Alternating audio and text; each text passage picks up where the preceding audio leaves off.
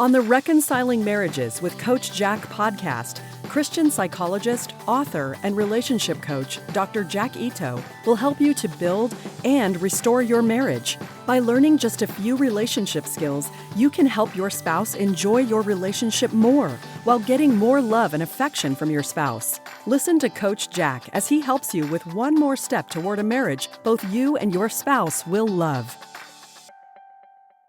Doing the right steps in the right order can make all the difference for saving your marriage rather than ending it. When people are having a marital crisis, they often try to directly change their spouse's thinking, feelings, or behavior. While that may be necessary, this single-step approach will typically be met by resistance because people don't like to be changed. If you do manage to get your spouse to change using a single-step approach, the change is likely to be temporary. That will leave you in the position to try to create the same temporary change again. The more you try that, the harder it will become to create even temporary change. Most people eventually give up on their spouse making any lasting change. That is when they begin defensive distancing. This deteriorates the relationship to the point of roommates or divorce. It doesn't have to be that way. If you use a multi-step approach to rebuild your marriage, you will accomplish more than temporary change. You will end up enhancing the relationship for both you and your spouse. As long as you maintain the correct skills, the changes will last. They will only stop if you stop. That puts you in complete control over how long your marriage remains enjoyable. Whether this is your first time to work on creating a better marriage or you have already reached the point of giving up, the steps I am about to give you can make you excited about your marriage again. So what are those 7 steps? I'm going to give you 7 steps for ending a marriage crisis that are in the wrong order. Before going further, see if you can put these steps in the right order. Use boundaries to stop the damage your spouse is doing. Become a more desirable partner for your spouse. Create more connection through validation. Have a healthy and enjoyable life of your own. Stop damaging needy behaviors that you are doing. Create relaxation and calm. Maintain all of the steps. Which of those steps do you think would be the first one to work on? How about the second? Should you try to do them all at once? That is what a lot of people try to do. Do you really need to do all 7 steps? Before I put the steps in the right order for you, let's talk about this. There are 2 main reasons that people fail to improve their marriages. The first is that they leave out some of these steps. They may try to stop their spouse's damage by using boundaries without helping their spouse to enjoy talking and spending time together. At best, this results in resentful compliance. The results will be short-lived, and even more love will be lost. Some people stop their own damaging behavior and work to help their spouse enjoy the relationship, but don't use boundaries. This results in less conflict, but also in their being respected less and being treated worse. And some people try to have a good time together without creating a relaxed atmosphere. This creates rejection, which often stimulates more conflict. These 7 steps are all necessary to avoid frustration and to create lasting change. Not only that, but you must do all 7 steps in the right order to create lasting marriage improvement. The second mistake many people make is to do the steps in the wrong order. This is like baking a cake before mixing in the flour. Even if you have all the ingredients, it simply won't work to do things in the wrong order. For example, it may make sense to you to first stop the damage your spouse is doing. After all, if your spouse would change, then you would be nicer to your spouse, and then you would both enjoy your relationship more. It's logical, but doesn't work. You need to avoid the logic trap. Many logical people fall into a trap. They think that if something makes sense, then it must be correct. In fact, outcomes determine whether something is correct, regardless of how much it makes sense to do otherwise. Learn to do what works rather than continuing to do what you think should work. Then you will be successful. Although logical, trying to get your spouse to change as a first step will make your spouse more resistant and more distant. Your problems will become bigger. All you need to do to see whether what I am saying is true is to try it for yourself. This is the gold standard for any relationship advice you get. Continuing to do what is logical, even when it doesn't work, isn't logical at all. Working on getting your spouse to change is not a good first step in a bad relationship. The belief that it is what actually prevents many people from improving their marriages. Your spouse isn't preventing you from improving your marriage. Only you can do that. If you are ready to make progress, then learn to put these steps in the correct order and then start with step 1. Here are the right steps in the right order for resolving a crisis and saving your marriage. 1. Create relaxation and calm. 2. Stop damaging needy behaviors that you are doing. 3. Create more connection through validation. 4. Become a more desirable partner for your spouse. 5. Have a healthy and enjoyable life of your own. 6. Use boundaries to stop the damage your spouse is doing. And 7. Maintain all of these steps. Let me help you to understand these 7 steps for resolving a marriage crisis and building your marriage. Let's talk about step 1, creating relaxation and calm. If your spouse is not relaxed with you, then even if you try to be friendly, you will be rejected. Feelings cannot grow when people are not relaxed. Failure to achieve this step will prevent reconciling and/or marriage improvement. Feelings cannot grow when people are not relaxed. To promote relaxation, you must come across as consistently relaxed without any pursuit or critical behaviors. The first thing I do with my clients is help them to put their spouses at ease. Typically, their spouses become relaxed with them within 1 to 2 weeks, even if they had conflict for a long time. Your spouse may try to provoke you during this step. It is essential that you learn how to be non-reactive so as not to be derailed. Let's talk about step 2. Stop damaging needy behaviors that you are doing.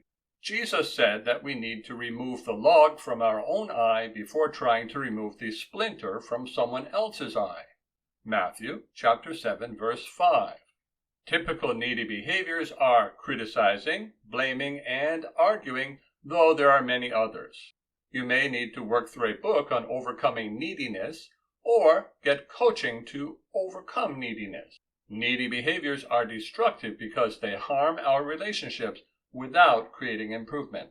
With your spouse relaxed from step 1 and you no longer doing things which damage your relationship, your spouse will be less guarded with you.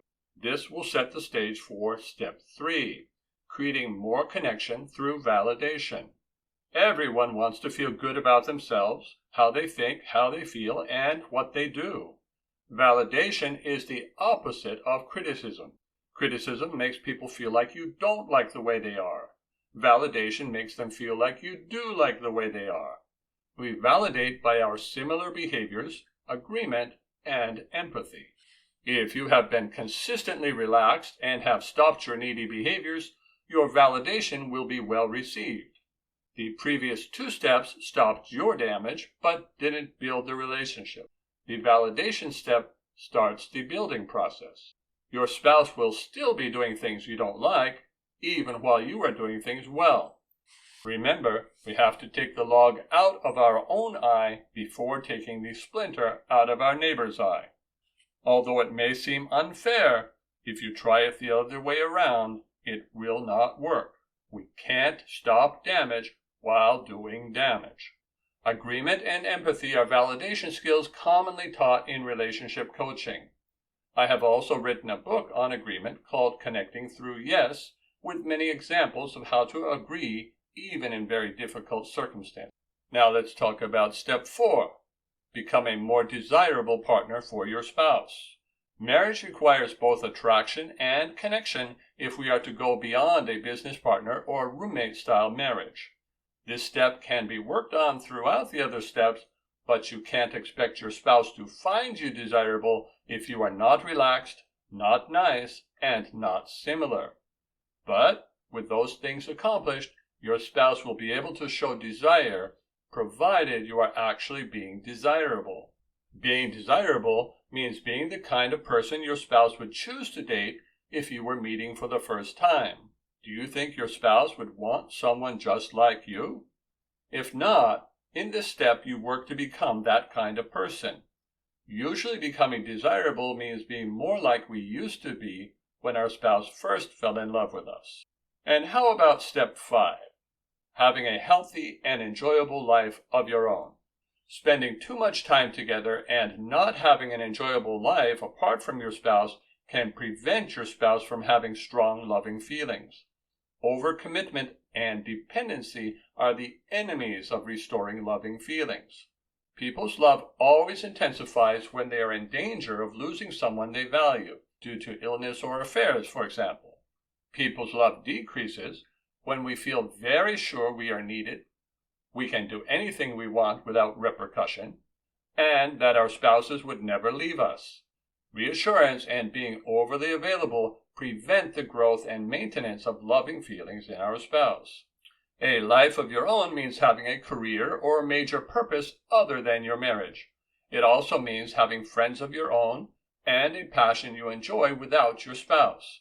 People who don't have this become too fearful of losing their spouse, overcommit, and have poor boundaries. Love is lost and bad behavior is rewarded. The ideal behavior for relationship building is to make your spouse feel loved and important, but not needed. This is not something you ever say, but is something you show with your behavior. Now let's talk about step 6. Use boundaries to stop the damage your spouse is doing. Many of my clients discover that when they accomplish the first 5 steps, the relationship has improved so much there no longer is a need for boundaries. And all of the improvement has been accomplished in an enjoyable way without conflict. That is the aim of relationship coaching, to build relationships without conflict. Conflict is not required or helpful for building relationships. You will never argue your way to a better relationship. Sometimes boundaries are still necessary. This is particularly true if your spouse's bad behavior was not a reaction to the distance in your relationship. Step 6 is the time for removing the splinter from our neighbor's eye. Remember, that was also a part of Jesus' prescription. Boundaries can be as simple as walking away, or they may include refusing to participate in a behavior unless another is done first. For example, requiring dating before being sexual. Boundaries can be as strong as separating unless an affair is given up or an addiction is overcome. While we don't want to have stronger boundaries than necessary, they have to be as strong as necessary to end the damaging behavior. If you have accomplished the other 5 steps of relationship building, you will feel more confident in having boundaries, your spouse will respect them more, and you are likely to be able to maintain them until consistency is achieved. The first 4 steps make you a valuable spouse. Steps 5 and 6 increase your spouse's concern about losing you, promoting loving feelings and good behavior that you want from your spouse. If you have done all 6 of these steps, you must go on to step 7 to have lasting impact. Step 7 is, each step must be continued for an enjoyable marriage. You will need to continue to do all of these steps all of your life. That's how long your marriage should last. Let me say something about couples work. Couples work is usually the worst way to work on improvement. An important thing to realize is that this is not a collaborative process. It does not involve talking about marriage problems or doing communication exercises with your spouse. Those are not in any of the steps. While you may think it would be so much better for you and your spouse to work on this together, it is another of those things that seem logical but doesn't work most of the time. Don't take my word for it. Try it and see. Couples work can help with some of the steps if your spouse is highly motivated to improve your marriage, but You still have to do all of the steps. If you can do these steps on your own, great. But if, like many other people, you need help with them, there is no shame in that. I would be happy to help you with any or all of the steps. My Reconnections coaching package will help you to go from where you are to where you want to be in your marriage. Thank you for listening to Reconciling Marriages with Coach Jack. Visit CoachJackIto.com to learn more skills for reconnecting with your spouse and restoring your marriage.